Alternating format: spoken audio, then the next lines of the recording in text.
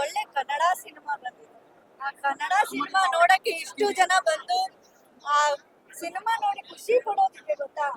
ಅಂದ್ರೆ ನಮ್ಮ ಮನೇಲಂತ ಹಬ್ಬ ಅಂದ್ರೆ ಅವ್ರ ಮನೇಲೂ ಹಬ್ಬ ತರ ಒಂಥರ ಒಂದು ಇದು ಸಿಚುವೇಶನ್ ಕ್ರಿಯೇಟ್ ಆಗೈತಲ್ಲ, ಆ ತರ ಆಗಿದೆ ಈ ಒಂದು ಸಿನಿಮಾ ಅಂತೂ.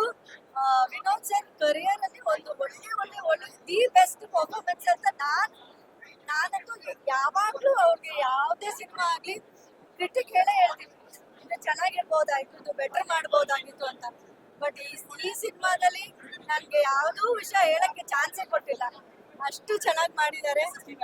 ಸರ್ದು ಪರ್ಫಾರ್ಮೆನ್ಸ್ ಆಗ್ಲಿ, ಒಂದೊಂದು ಕ್ಷಣನೂ ನಾವು ಅವ್ರ ಮಾದೇವನಾಗೆ ಬಾಳ್ಬಿಟ್ಟವ್ರೆ.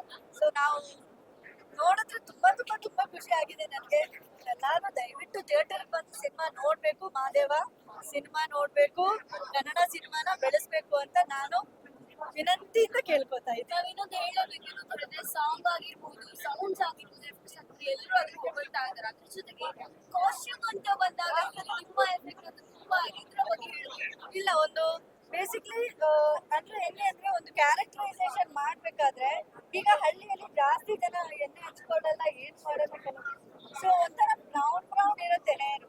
ಸೊ ಮಾದೇವ ಇಂಥ ಕ್ಯಾರೆಕ್ಟರ್ ಅಂದಾಗ, ಒಂದು ನೇಣಾಕೋ ಕ್ಯಾರೆಕ್ಟರ್ ಅಂದಾಗ ನಾವು ಫಸ್ಟ್ ಮೈಂಡ್ ಸೆಟ್ ಮಾಡಿದ್ದು ಬ್ರೌನ್ ಹೇರ್ ಇರ್ಬೇಕು ಅಂತ.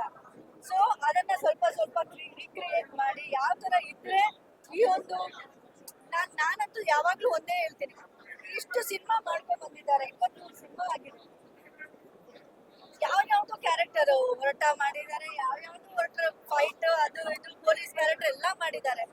ಬಟ್ ಅಷ್ಟು ಸಿನಿಮಾ ಮಾಡಿದ್ರು ಈ ಒಂದು ಸಿನಿಮಾ ಹೆಂಗೆ ಅಂದ್ರೆ ಒಂದು ಅಮಾಯಕ ಅಂತ ಒಂದು ಫೀಲ್ ಕೊಟ್ಟವರಲ್ಲ, ಆ ಅಮಾಯಕನ ನಾವು ನಂಬೋ ತರ ಅವರು ಆಕ್ಟ್ ಮಾಡಿದ್ದಾರೆ. ಸೊ ಅದು ತುಂಬಾ ಇಂಪಾರ್ಟೆಂಟ್. ಒಬ್ಬರನ್ನ ಒಂದು ಕ್ಯಾರೆಕ್ಟರ್ ಮಾಡ್ಬೇಕಾದ್ರೆ ಆ ಕ್ಯಾರೆಕ್ಟರ್ ಅಯ್ಯೋ ಪಾಪ ಅಂತ ಅನ್ನಿಸ್ಬೇಕು.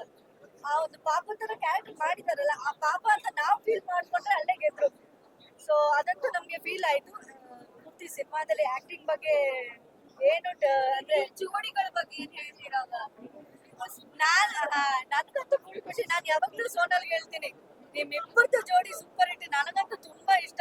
ಇನ್ನು ಅವ್ರು ಹೆಚ್ಚಾಗಿ ಜೋಡಿಯಾಗಿ ಸಿನಿಮಾ ಮಾಡ್ತಾ ಇರ್ಬೇಕು ಅಷ್ಟೇ. Thank you so much.